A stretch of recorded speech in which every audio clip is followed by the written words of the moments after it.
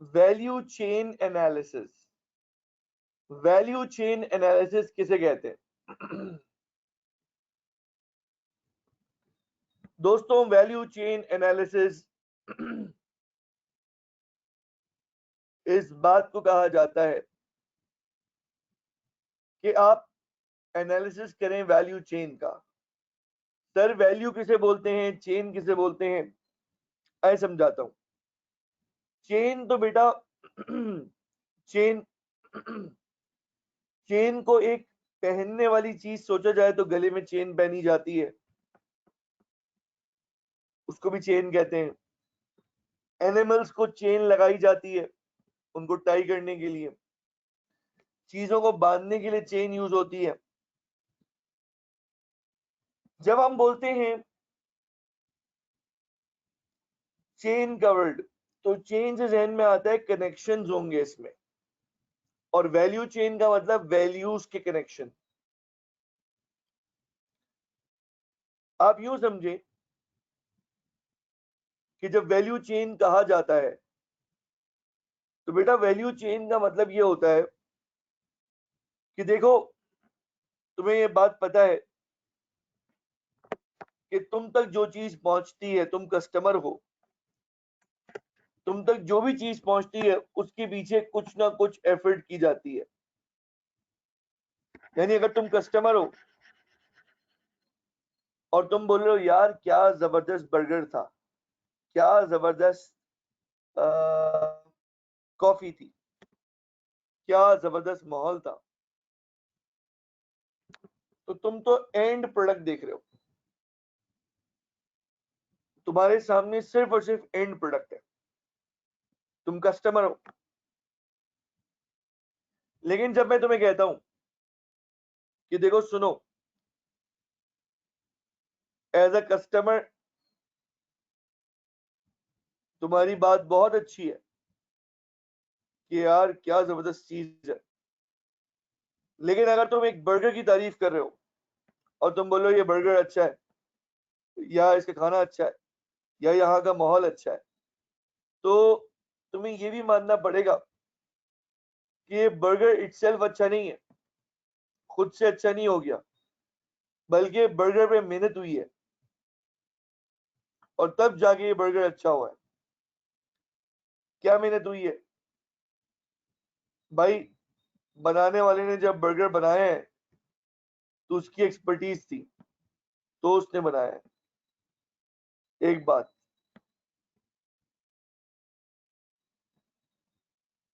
और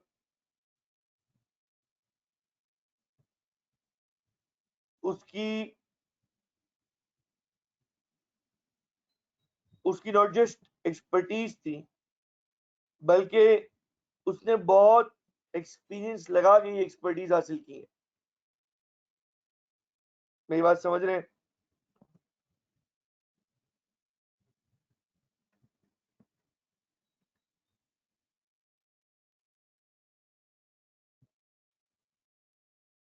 अब देखें, कस्टमर को दिखता है सिर्फ बर्गर, कितना टेस्टी बर्गर है। कस्टमर भूल जाता है कि यार इनके कमाल से ज्यादा कमाल तो इस बात का है कि उस बर्गर के अंदर जो फ्रेश चिकन डाली है। मेरी बात समझ रहे हैं? यानी कि आप यूं समझें कि एक चिकन बर्गर है, तो it's not just the burger which is winning the heart. इसे बर्गर नहीं है बेटा, बल्कि, और सिर्फ ये कंपनी नहीं है जिसने बर्गर बनाया है, बल्कि यार इससे पीछे भी कुछ था सिलसिला। ऐसे ही कामयाब नहीं हो गए, कुछ तो होगा जो ये कामयाब हुए होंगे, कुछ तो पीछे होगा। देखो बेटा स्क्रीन देखो, ये बर्गर है। अब मुझे बताओ सिर्फ फेस पर आपको क्या क्या नजर आ रहा है इसमें, इसके क्या क्या पार्ट्स नजर आ रहे हैं? बन की फ्रेशनेस नजर आ रही है, साथ में दो सॉसेस हैं, उसका क्रिस्प नजर आ रहा है, मेयो नजर आ रहा है, और आई थिंक टोमेटोज भी नजर आ रहे हैं, और सलाद का पत्ता भी दिख रहा है आपको। सही है।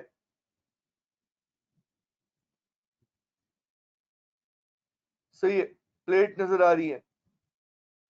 और बेटा यही तो वजह है, यही तो वजह है कि इसके आप पार्टिकल्स पे जब आप गौर करेंगे तो आप बोलेंगे यार ये सब मिलकर एक शो रन करते हैं। ठीक है जी। ठीक, ये मिलकर एक शो रन कर रहे हैं बेटा। डन। और मैं आपसे ये बात बोलूं कि देखो, तुम इसमें से बन के पैसे अलग करो। मैं तुमसे कहता हूं दोस्तों, तुम इसमें से बन के पैसे अलग करो। ठीक है, तुम इसमें से चिकन के पैसे अलग करो, और एक काम करो, तुम इसमें से मेरे दोस्तों और क्या क्या चीजें अलग करोगे बताओ।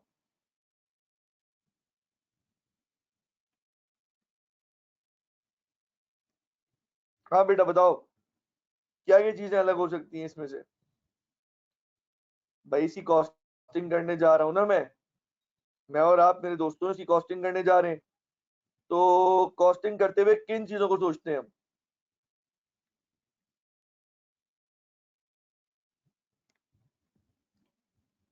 बेटा इसकी प्राइस कितनी होनी चाहिए, आप बताओ। जिंगर बर्गर की प्राइस कितनी होनी चाहिए।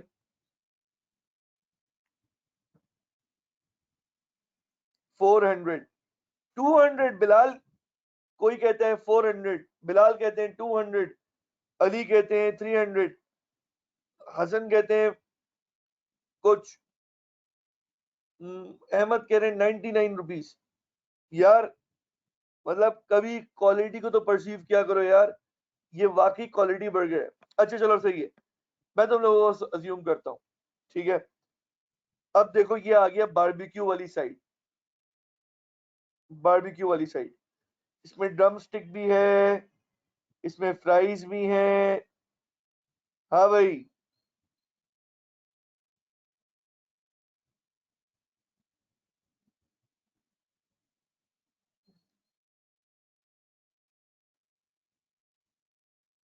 हाँ भाई, अब तुम लोग सोचो, ये बारबेक्यू प्लेटर कितने का होगा। ये बारबेक्यू प्लेटर कितने का होगा।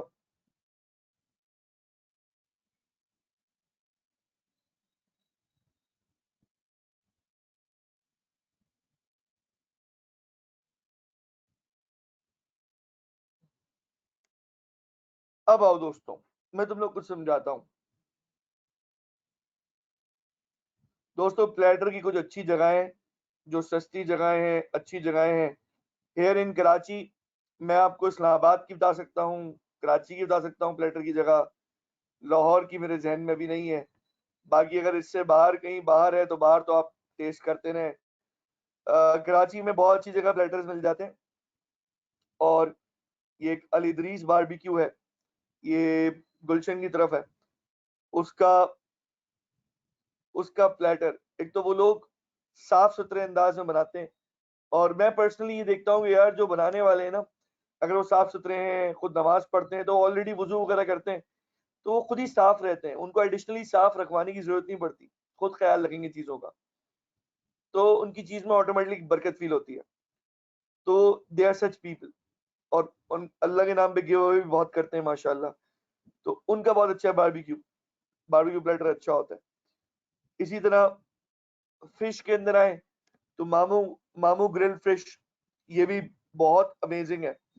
और ये सब ऐसी नाम बता रहा हूं मैं आपको, लेकिन यादगार फिश भी एक जमाने में पसंद आती थी, लेकिन अगर आपने मामू ग्रिल फिश खा ली तो फिर ऑलिव ऑयल में बनी भी होती है, सुरमई भी होती है, बहुत जबरदस्त जबरदस्त फिश है।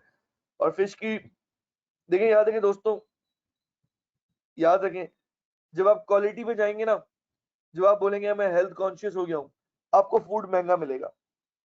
और जब आप बोलेंगे ना जो भी खिलाओ, फूड सस्ता मिलेगा।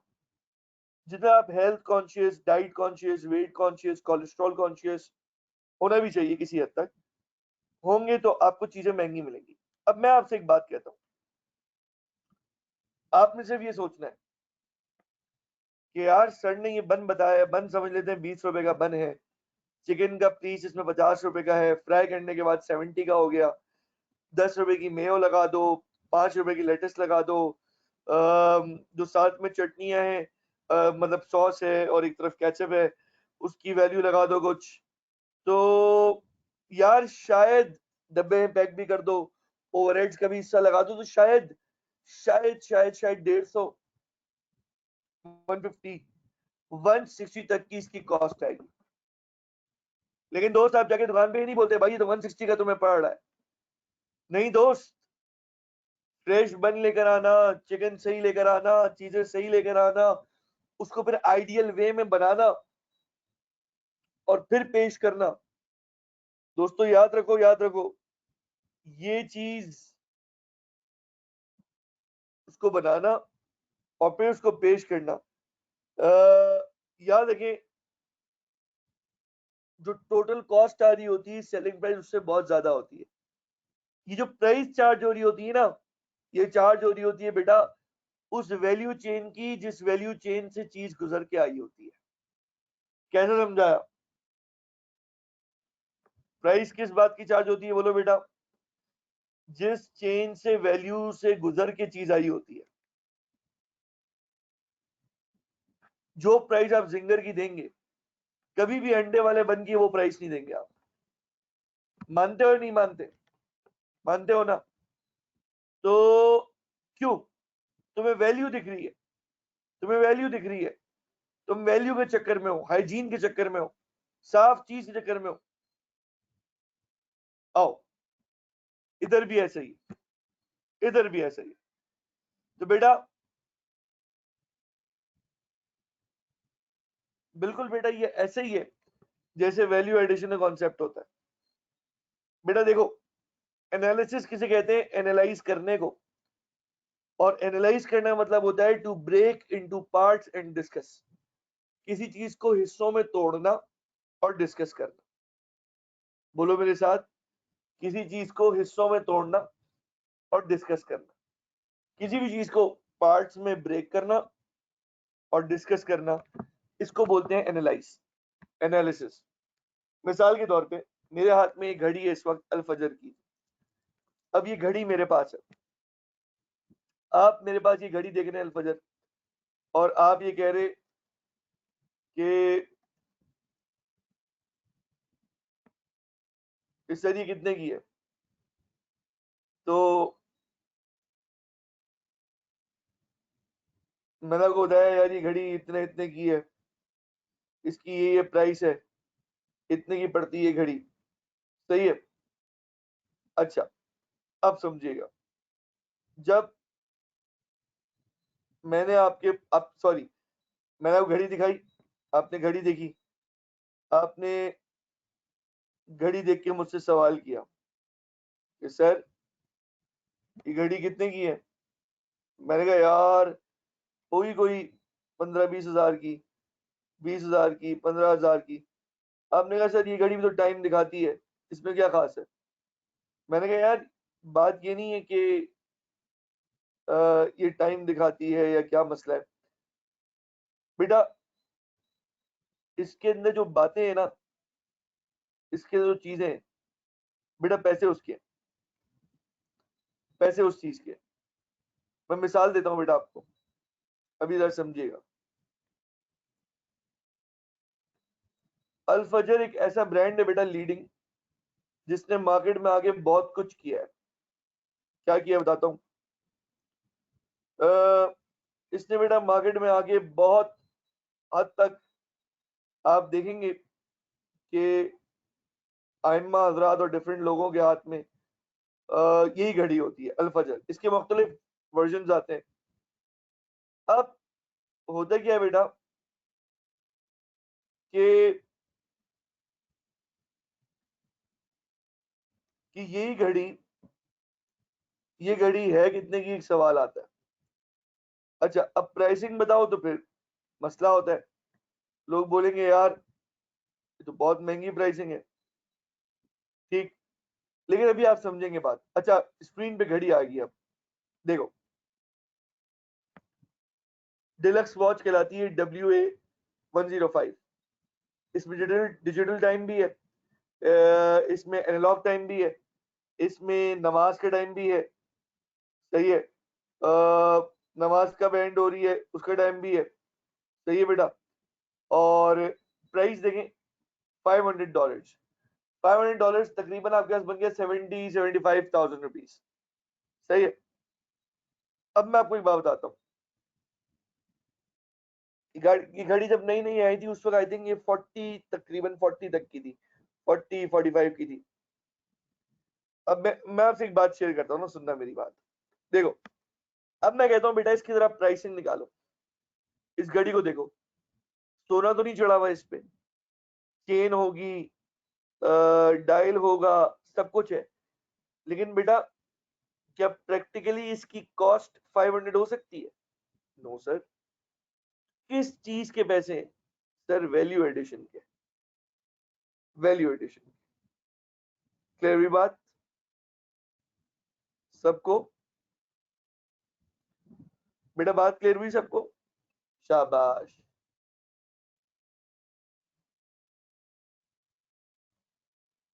याद रखें, ये गुडविल नहीं होती, इसे गुडविल नहीं बोलते। गुडविल तो कंपनी का एक एसेट समझा आता है। हाँ, कंपनी के नाम लगने से जो आप पैसे कमाते हैं ना कंपनी के नाम लगाकर, बेटा वो पैसा एक्चुअली वैल्यू एडिशन का पैसा होता है।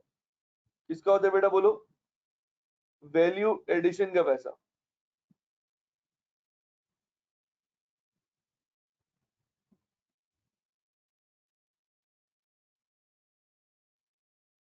क्लियर हुई बेटा बात?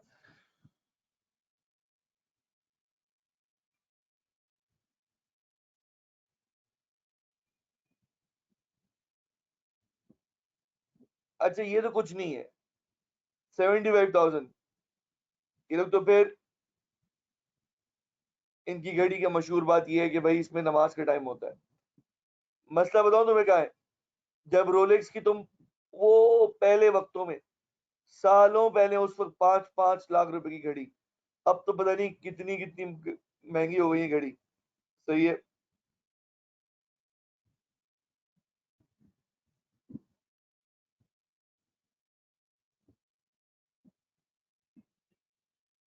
ठीक है जी दोस्तों, अब इसी बात को क्लियर करते हैं। देखें,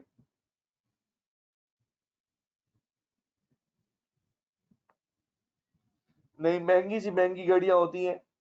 आप फिर आप चलते चले जाएं, शॉर्ट आ जाएगी, फिर तो महंग, फिर तो लेवल ही चेंज हो जाएगा।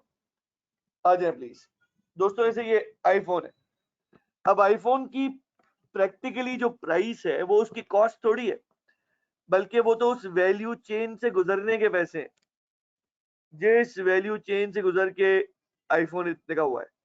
उसका कैमरा, उसकी बैटरी, उसकी सिक्योरिटी, उसकी स्पीड, उसके प्रोसेसर, और आखिर में वो आधा खाया हुआ सेब। ठीक है जी। वो सॉफ्टवेयर की प्राइस इतनी बड़ी नहीं है, याद रखना। ये जो प्राइस चार्ज कर रहे हैं, ये तो अब एक ब्रांड डेवलप कर लिया तो ये चार्ज कर सकते हैं। कोई डे वन पे आके ये सब नहीं कर सकता। सही है। आइए जी, आगे बढ़े। ये सिर्फ याद रखने के लिए कि देखो दोस्तों, वैल्यू चेन किसे कहते हैं? वैल्यू चेन वो एक चेन ऑफ एक्टिविटीज है। और बेटा मकसद क्या है उसका? बेटा मकसद उसका यही कि भाई, क्या बेटा बोले, मकसद क्या है बेटा वैल्यू चेन का? कि भाई जो प्रोडक्ट बनाए ना, वो प्रोडक्ट हमारी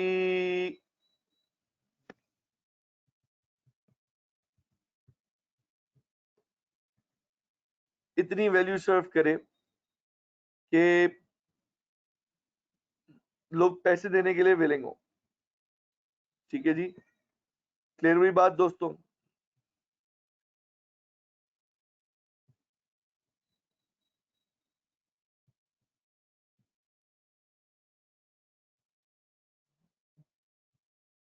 चलें, अब आगे बढ़ते हैं।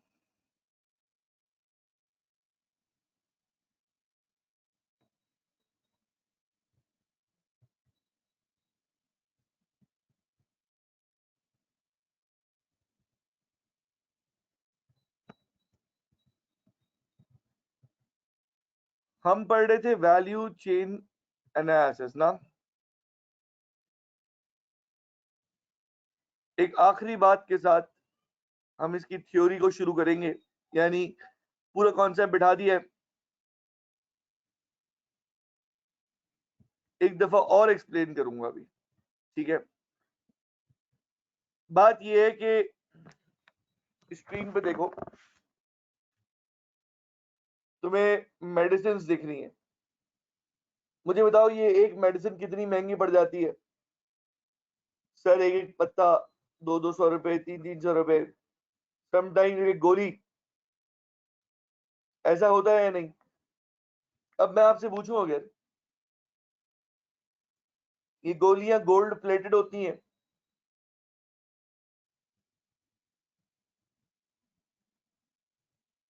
नहीं ना। इन गोलियों में जो माल लगा हुआ होता है वो 1 रुपए का भी शायद ना होता हो। वो शायद बेटा 1 रुपए का भी ना होता हो।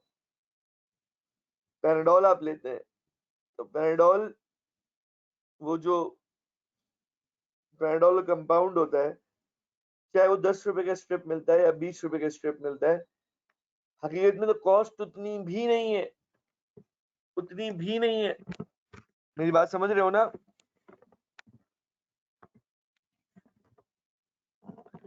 लेकिन लेकिन ये पैसे चार्ज करते हैं किस बात की? कि ये आप तक वैल्यू पहुंचा रहे हैं, आप तक ये अल्लाह के हुक्म से शिफा पहुंचाने की कोशिश कर रहे हैं, ये फुलफिल कर रहे हैं किसी तरह कि आपके सर का दर्द, आपकी बीमारी, फला चीज दूर हो जाए। और उसके लिए इनकी चीजें बहुत सारे प्रोसेस से गुजरी हैं, रिसर्च से गुजरी है, फला चीज से गुजरी है। अब इनकी मर्जी है जो चार्ज करे। तो लाइफ सेविंग ड्रग्स में इतनी ब्लैकमेलिंग या इतनी स्पेकुलेशन होती इसलिए क्योंकि यार वो लाइफ से खेल रहे होते ना। तो अब लाइफ सेविंग ड्रग की वाली बात तो ऐसी बनेगी। बच्चों बात क्लियर हो रही है सबको ना भाई? आसान है ना? तो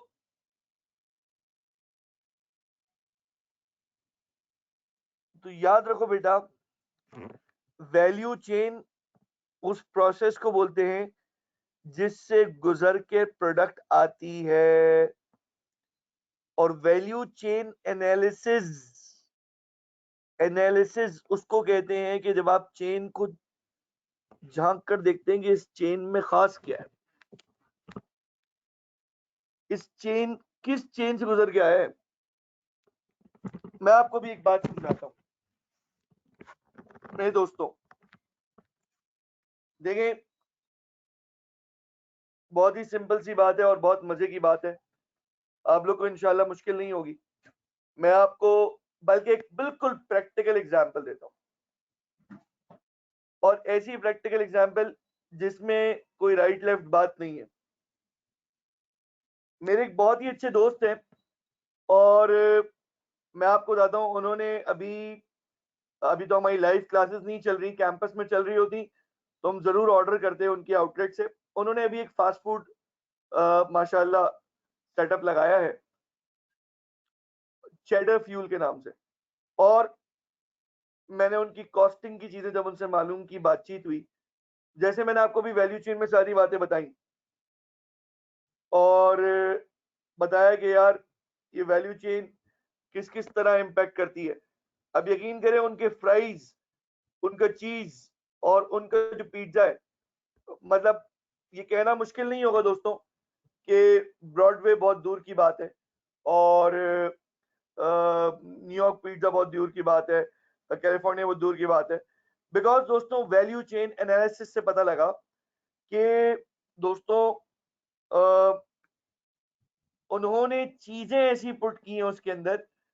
मुझे वो कह रहे थे वो जो मैचोस नाचोस होते हैं ना, जो आपके फ्राइज होते हैं और फ्राइज से चीज लगाते हैं दोस्तों, दोस्तों याद रखिएगा, ये ये फ्राइज की कॉस्ट उसको इन हाउस इतनी आ रही थी, जिसने उसने टेस्टिंग की, उसने कहा पता नहीं यार साथ भाई ये लोग बेच कैसे रहे हैं ऐसे। अब पॉइंट समझे, पॉइंट ये समझे कि देखें हमें किस तरह की चीज दी जाती है एट टाइम्स, जो कम वैल्यू फॉर, हमें बोला जाता है यार सस्ते में खाने की चीज मिल रही है। यार वो क्या डाल रहा होगा जब पैसे इतने ले रहा है, वो इतने कम पैसों में वो क्या डाल रहा होगा, आप खुद सोचिए ना। Remember that you are what you eat. हम वो लोग हैं दोस्तों, हम वो चीज है, या हमारी बॉडी वो है जो हम खाते हैं। तो वी शुडंट कॉम्प्रोमाइज, थोड़ा खाएं, अच्छा खाएं। हमारे यहाँ ये सेंस डेवलप होना बहुत जरूरी है। मैं ये नहीं कह रहा अंडे वाला बर्गर ना खाए, अंडे वाले बर्गर की बात अपनी जगह है। मैं ये नहीं कह रहा बन ना खाए, समोसे आप जो खाते, लेकिन इंश्योर ये करें एटलीस्ट साफ हो यार, साफ हो, साफ हो। मतलब गंदगी इंसान की फितरत के अगेंस्ट है। तो ये सफूरा के पास आगे जाके रिमझिम टावर्स आता है, उसी के नीचे इन्होंने चेडर फ्यूल खोला है। तो हम जब दोस्तों ने ट्राई किया, टेस्ट किया, हमें बहुत अच्छा लगा। It's I am not just promoting it, I am just telling कि दोस्तों उसकी वैल्यू चेन मैंने खुद देखी है। उसका किचन, इतना बड़ा किचन, जैसे अगर हम अपने कैंपस में आए और ऑडिटोरियम देखें तो ऑडिटोरियम का हाफ तो एटलीस्ट कर ही दें, इतना बड़ा किचन। सही है बात। अब आगे आ जाओ दोस्तों। तो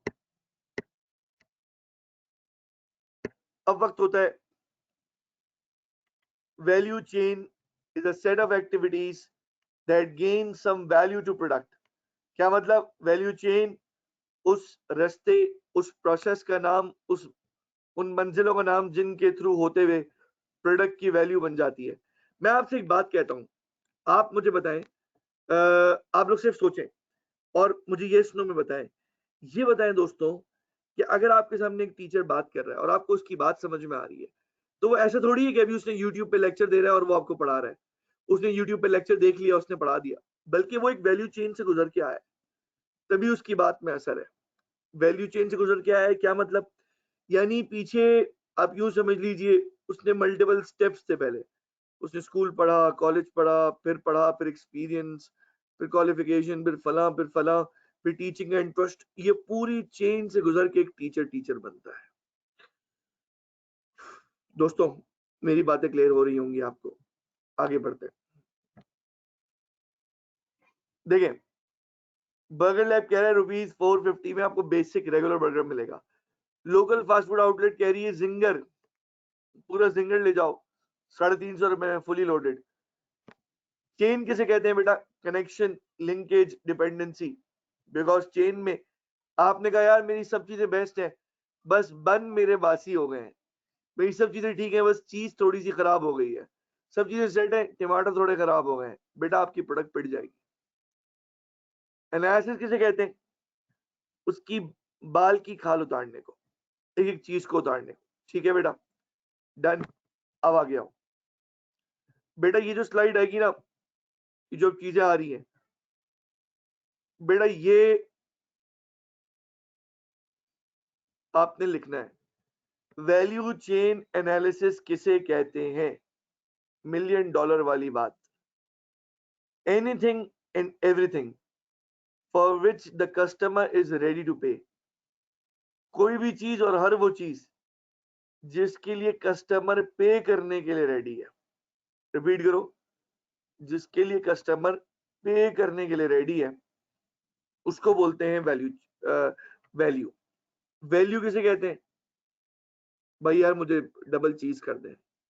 डबल चीज के ₹100 होंगे, हाँ कर दें, क्योंकि कस्टमर कह रहे हैं हाँ मैं इसको वैल्यू समझता हूँ, पैसे दूंगा। मैं कहता हूँ भाई जाओ यार चीज निकाल दो, यार चीज के वैसे मत लेना, फ्राइज भी निकाल दो, क्योंकि मैं उसको वैल्यू नहीं समझता। मेरी बात क्लियर हो रही है? हर वो चीज जिसके लिए कस्टमर पे करे, पे करने के लिए रेडी हो जाए, इसको बोलते हैं बेटा वैल्यू। बेटा इसे कॉपी करें, 2 मिनट जरा मैं पानी का ब्रेक लूं।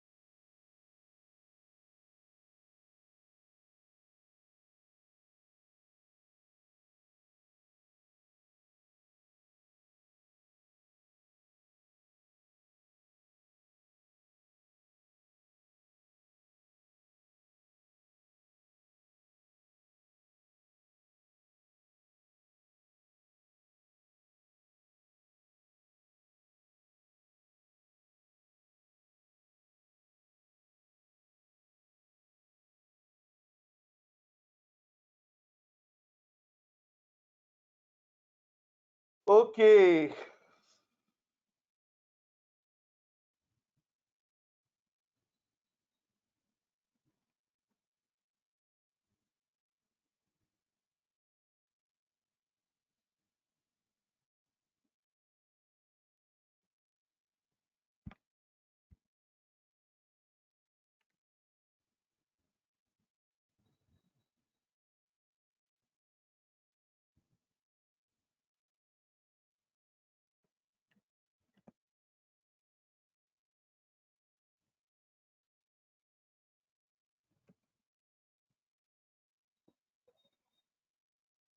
दोस्तों एक वक्त हुआ है,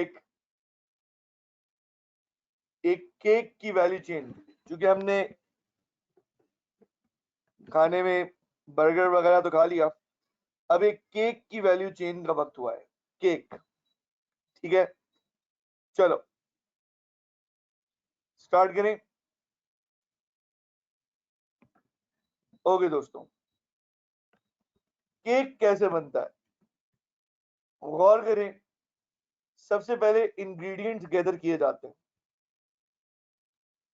भाई तुम लोग समझते हो ना इन बातों को, इंग्रेडिएंट्स को गैदर किए बगैर केक बन नहीं सकता। तो सबसे पहला काम होता है इंग्रेडिएंट्स को गैदर करना।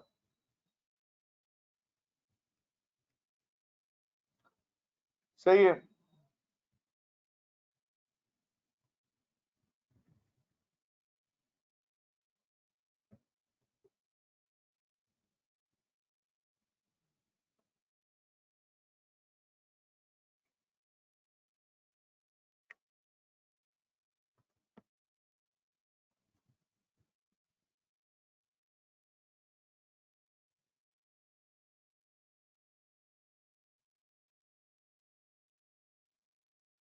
इसमें कहाँ वैल्यू एडिशन हो रही है, सर्च चुन के सही चीजें लेकर आना, सही क्वालिटी का इंग्रेडिएंट लेकर आना,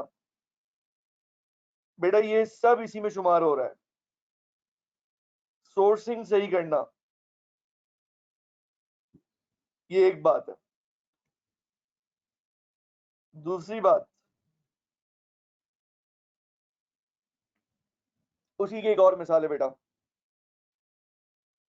उसी की एक और मिसाल। सही है। वैसे देखकर कितना अच्छा लग रहा है ना ये सब। ठीक है, चलो नेक्स्ट। विस्किंग समझते हो बेटा, विस्किंग किसे कहते हैं।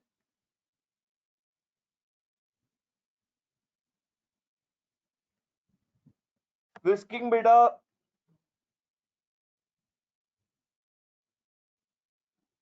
जैसे बीटिंग करते हैं ना, अब आप बोलेंगे इसमें क्या वैल्यू एडिशन है, बेटा बहुत फर्क होता है। आपके हाथ में ये मशीन है और एक एक्सपर्ट के हाथ में मशीन है, आप देख लेना आपकी विस्किंग और उसकी विस्किंग में कितना फर्क है। दोनों 5 मिनट विस्किंग करो, दोनों 5 मिनट ये बीटिंग करो, लेकिन फर्क ये अलग होता है भाई। कहते ना फेंटना, ये फेंटना भी हर एक का कमाल नहीं होता। आप ऑमलेट बनाने खड़े हुए, ऑमलेट आप बना रहे हैं और आपने भी फेंटा है और एक एक्सपर्ट ने फेंटा है, फर्क होता है। कभी मौका लगे मैं आपको अपने हाथ की चाय पिलाऊं, तो अगर मैं चाय, आप भी खड़े हो जाए साथ और मैं भी, अगर एक्सपर्ट आप भी हैं तो फिर तो क्या ही बात है। लेकिन अगर एक तरफ मैं हूं और एक तरफ आप हैं, उतनी ही टाइम में जो चाय हमारे हाथ की होगी, उसमें जो टाइम, उसमें कमाल क्या होगा। आप देखेंगे चाय छोड़ी भी नहीं है, बार बार उसके हाथ लगे हुए होंगे हम होटल की तरह। तो तो यही चीज तो यही चीज बेटा वैल्यू एडिशन पार्ट है। बेटा विस्किंग में ये भी आता है, देखो ये भी चॉकलेट, देखो ये देखो, इसमें कॉफी ले लो आप, या जो केक का फ्लेवर है ये वो विस्क हो रहा है। ये देखें, आप गौर करें, ठीक है। यूजली ये कोको पाउडर हो गया और चोको, बहुत सारे फ्लेवर्स आते हैं। उसके बाद बेटा वक्त आता है बेकिंग का। आपने बेकिंग के लिए रख दिया, अब जो आपने बेकिंग के लिए रखा, तो इट्स नॉट लाइक दैट कि आपने 5 मिनट के लिए रख दिया छुट्टी हो गई, बल्कि you need to keep an eye. Recipe में 5 मिनट लिखा हुआ है तो 5 मिनट काफी नहीं होगा भाई, बहुत अलर्ट रहने की जरूरत है।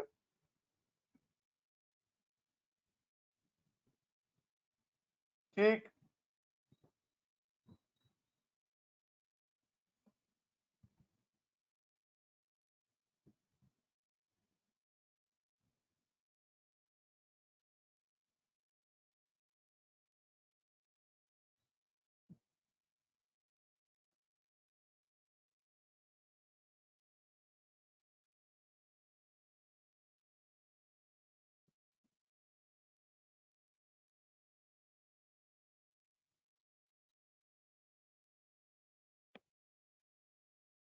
नेक्स्ट।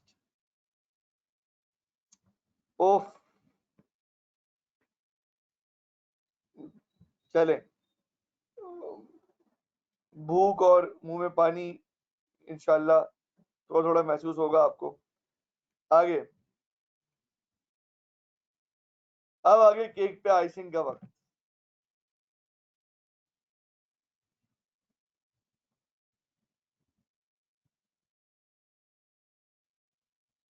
मेरे दोस्तों, आइसिंग करना भी तो हर एक के बस की चीज नहीं है ना।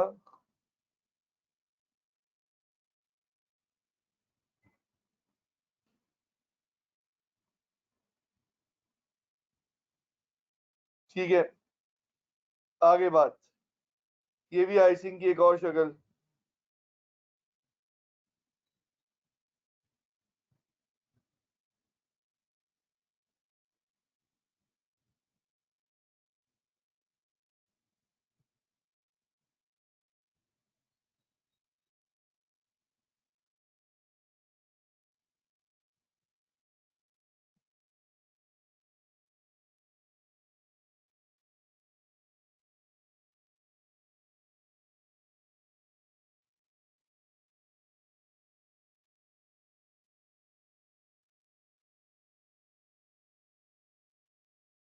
ये स्क्रीन चेंज अब होगी, हो गई। अब पैकेजिंग आया, यहाँ पे अलग वैल्यू एडिशन हुई बेटा।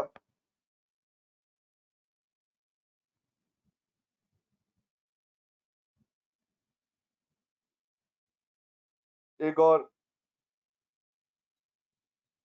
फिर डिस्ट्रीब्यूशन बेटा।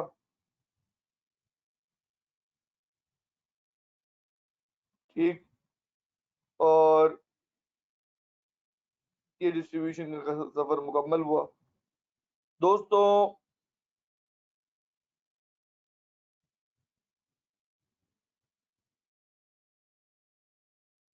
दोस्तों क्लियर हुआ?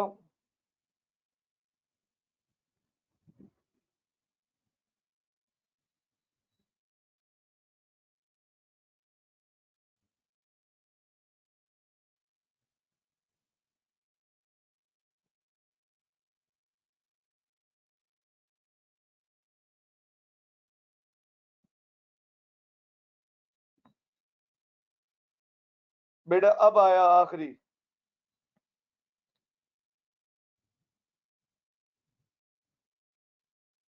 सेल्स के लिए मौजूद, डिस्प्ले के लिए मौजूद, शॉप तक आ गया। अब शॉप के बाद अगर डिलीवरी है तो डिलीवरी का स्टेप आ जाएगा, वरना डायरेक्ट। ठीक है।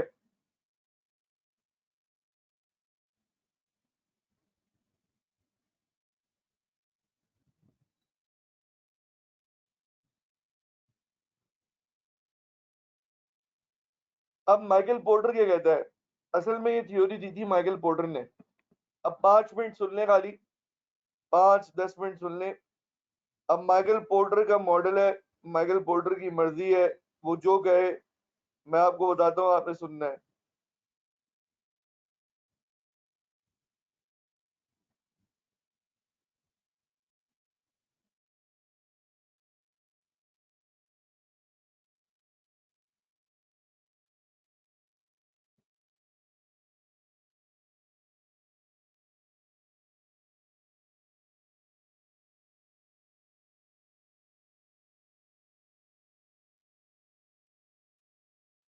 आओ भाई दोस्तों, समझो इसे। माइकल पोर्टर कहता है दुनिया में दो तरह की एक्टिविटीज हैं। माइकल पोर्टर कहता है दुनिया में दो तरह की एक्टिविटीज हैं। एक एक माइकल पोर्टर कहता है कि प्राइमरी एक्टिविटी है, एक बेटा सेकेंडरी एक्टिविटीज है। माइकल पोर्टर कहता है कि प्राइमरी एक्टिविटीज वो होती हैं जिनके बगैर कंपनी चल नहीं सकती, ठीक है। और सेकेंडरी एक्टिविटीज बेटा वो होती है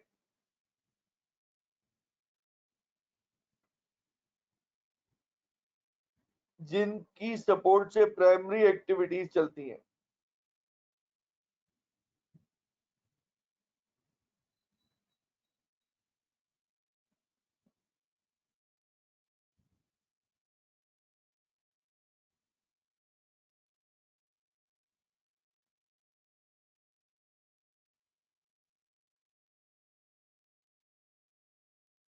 ठीक, अब सुनो, माइकल पोर्टर कुछ प्राइमरी एक्टिविटीज बताएगा, कुछ सेकेंडरी बताएगा।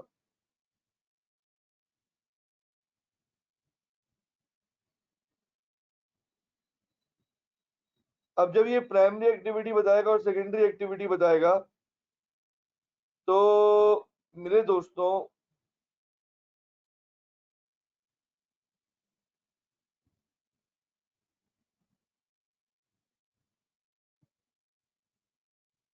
ये कहेगा कि भाई मैं इस एक्टिविटी को, फलानी एक्टिविटी को प्राइमरी मानता हूँ और फलानी एक्टिविटी को और फलानी एक्टिविटी को सेकेंडरी मानता हूँ, ठीक है। वो ये बोलेगा, ठीक है।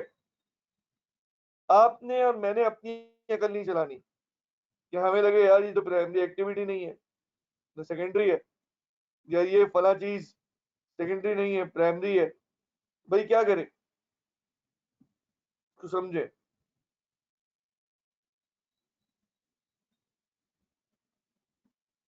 अब समझिएगा प्लीज बेटा। अल्लाह, देखो बेटा, माइकल पोर्टर ने कुछ चीजों को प्राइमरी कहा, कुछ को सेकेंडरी कहा, हमें उस चीजों को एज इट इज लेना है। प्रैक्टिकली बात इसके अगेंस्ट हो सकती है, हमें मॉडल पढ़ना है। और ये मैं बार बार क्यों बोल रहा हूँ, क्योंकि बहुत जगह आपके पेपर में ये बातें आएंगी कि कुछ जगह मैं बोलूंगा भाई ऐसे ही है, ऐसे ही है, आप इसके हट के मत सोचो, ऐसे ही है। तो मैं अपनी विश की वजह से नहीं कहूंगा बेटा, मैं आपके पेपर में आपकी आसानी के लिए कह रहा हूँ।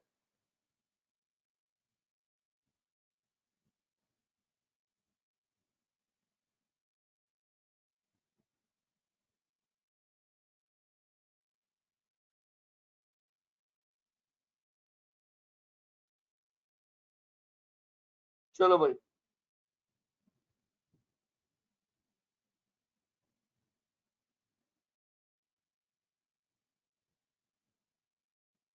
आगे आओ। अब वैल्यू चेन में टू टाइप्स ऑफ एक्टिविटीज हैं, एक प्राइमरी एक्टिविटीज हैं और एक सेकेंडरी एक्टिविटीज हैं। प्राइमरी एक्टिविटीज और सेकेंडरी एक्टिविटीज। अब देखो बेटा, बेटा इसको पहले पूरा रीड करो इस स्लाइड को, फिर मैं समझाता हूँ।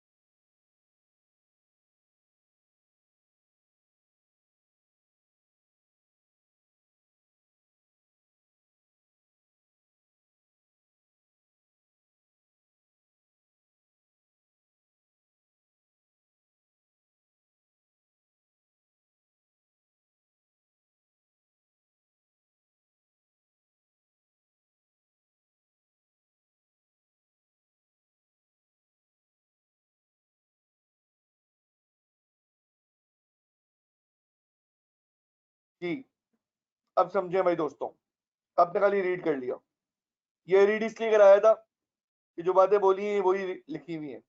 अब देखो यार, एक मटेरियल डिलीवरी, एक मटेरियल डिलीवरी होती है, प्रोसेस होता है, स्टोर होता है, डिस्ट्रीब्यूशन होता है, आफ्टर सेल्स होती है, मार्केटिंग एंड सेल्स है, आईटी है, प्रोक्योरमेंट है, एचआर है, फाइनेंस है। ये मैंने मिसाल दी है, लेकिन बात इसके आगे है। क्या बात है, आओ देखो।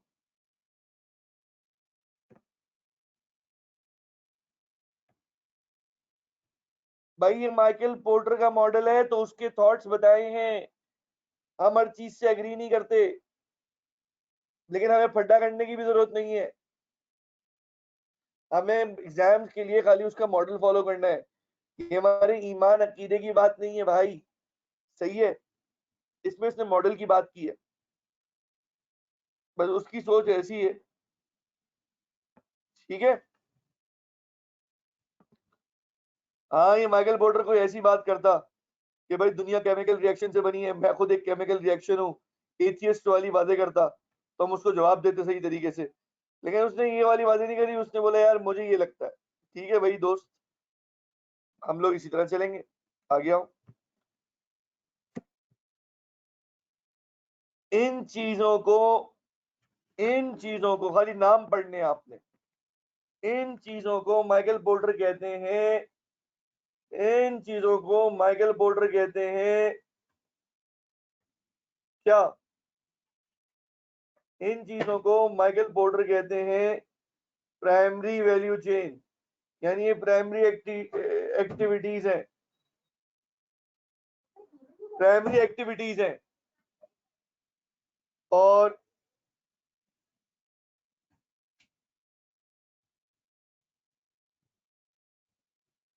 कंपनी की मेन एक्टिविटीज ये होती हैं। ये बात तो हम पहले तय कर चुके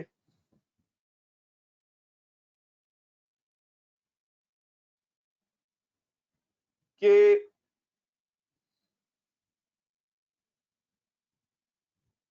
हम एतराज ना करेंगे ना सवाल करेंगे। मगर बोर्डर कह रहे हैं माल का कंपनी में रिसीव होना इनबाउंड लॉजिस्टिक्स है, फिनिश प्रोडक्ट तरफ जाना ऑपरेशंस है, आउटबाउंड लॉजिस्टिक्स ट्रांसपोर्टेशन डिस्ट्रीब्यूशन करना,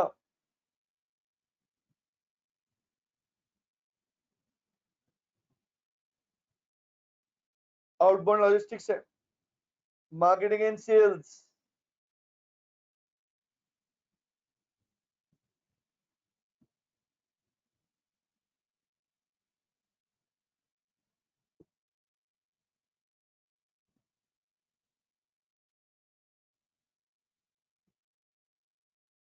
ठीक है दोस्तों, मार्केटिंग एंड सेल्स। आखिरी बात, सर्विस। आफ्टर सेल्स देनी पड़ती है ना बेटा कभी कभार। आफ्टर सेल सर्विस तो आप लोग समझते हो, फिर क्या मतलब? आफ्टर सेल सर्विस का बेटा मतलब होता है कोई चीज बेच दी है तो बाद में क्लेम भी आता है, भाई ऐसी चीज वैसी चीज, ये यूं था, ये ऐसा था, ये वैसा था।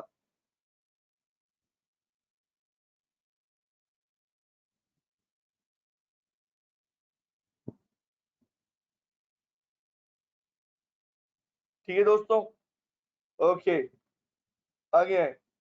अब आते हैं ये सपोर्ट प्रोसेसेस हैं।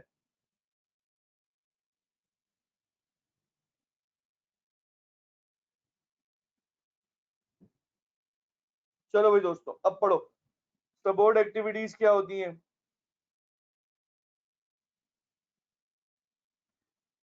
ये कह रहे हैं फर्म का इंफ्रास्ट्रक्चर, यानी पूरी कंपनी का जो एक बेसिक स्ट्रक्चर होता है ना दोस्तों, इसको बोलते हैं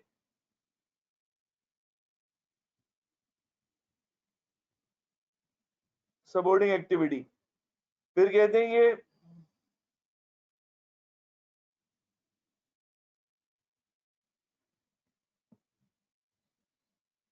HRM, यानी ह्यूमन रिसोर्स मैनेजमेंट। इनका कहना ये है कि ये भी सिर्फ और सिर्फ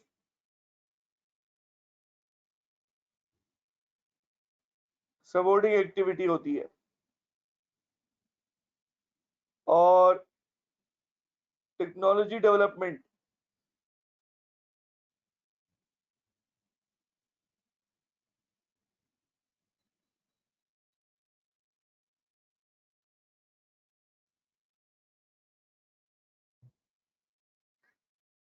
टेक्नोलॉजी डेवलपमेंट क्या है दोस्तों, कि बहुत सारे इदारों में मुस्तकिल रिसर्च का काम हो रहा होता है आगे बढ़ने के लिए।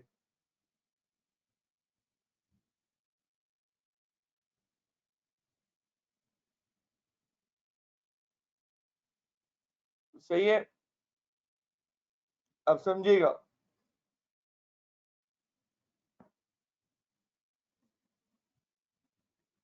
मुझे बताओ, आईटी बेस्ड कंपनी है, सॉल्यूशन बेस्ड कंपनी है, मुझे सिर्फ इतना बताओ दोस्तों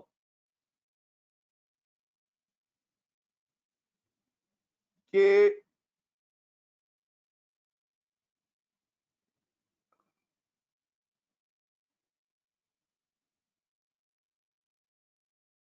जहां पर कोर एक्टिविटी,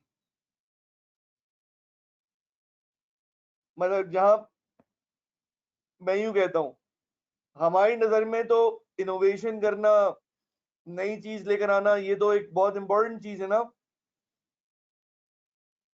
लेकिन मैं ये कहता हूं,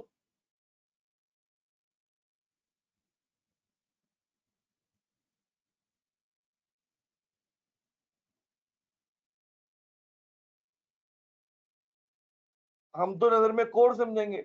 माइकल पोर्टर कहते हैं नहीं भाई, रिसर्च एंड डेवलपमेंट वगैरह नॉन कोर है। माइकल डेवलपमेंट का ये कहना है, माइकल पोर्टर का ये कहना है। तो हम भी बोलेंगे ठीक है जी, सही है जी।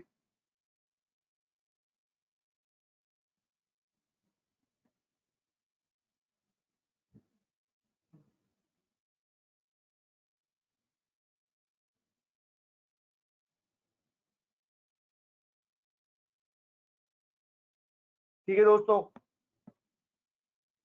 अब एक फर्क बताता हूं प्रोक्योरमेंट में और इनबाउंड लॉजिस्टिक्स में। ये जो सप्लायर को ऑर्डर करना है ना, छानबीन करनी है, ढूंढना है सप्लायर को, उसको बेटा बोलते हैं,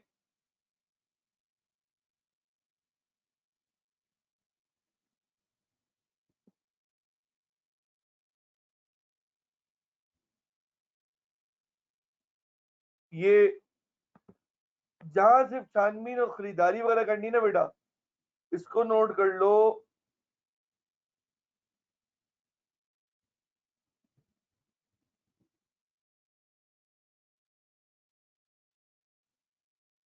वो प्रोक्योरमेंट है।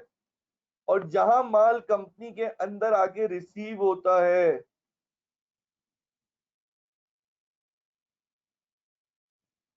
जहां कंपनी के अंदर आकर रिसीव होता है, वो रिसीविंग बेटा इनबाउंड लॉजिस्टिक्स है।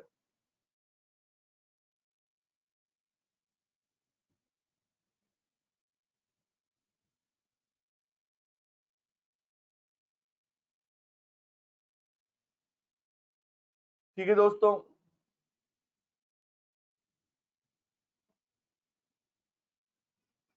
तेरे भाई दोस्तों,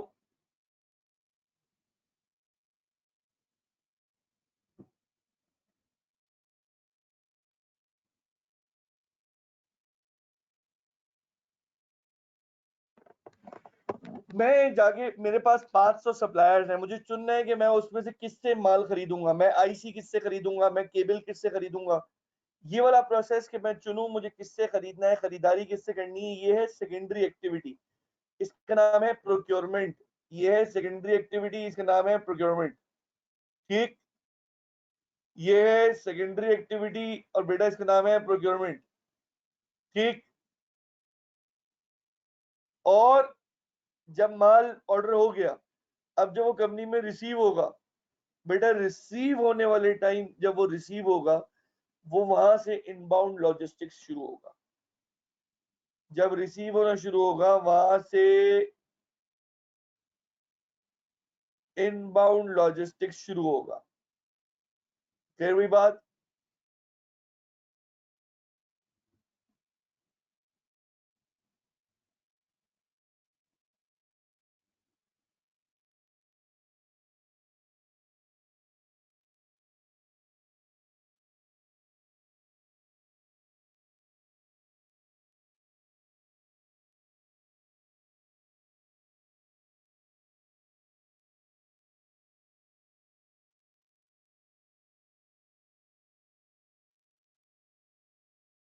जब माल कंपनी में रिसीव होना शुरू हुआ, जब माल कंपनी में रिसीव होना शुरू हुआ, रिसीव होना शुरू होने का मतलब कि ऑर्डर वाला मटेरियल कंपनी में आता है ना बेटा, डिलीवर होता है, तो